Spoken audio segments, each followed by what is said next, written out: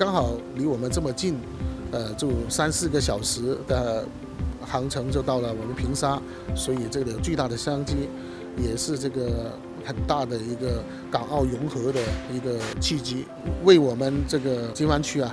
这高端服務業就是維修就帶來巨大的商機。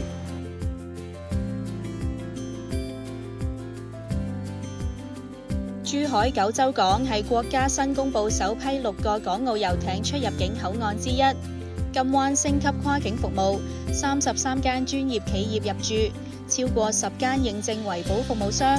，101個泊位隨時待命，係大灣區最大遊艇產業集群。港澳地區有超過1.5萬艘遊艇，最快於今年年底可以利用專屬出入境查驗泊位，免擔保，以2套牌管理模式直航入境，維修保養唔使再遠赴新加坡或歐洲，大大節省成本。給我們的企業，給我們整個遊艇園區帶來更多的這個維護、保養、保稅、物流，包括交易。以及這種入境的很多的一些消費，這將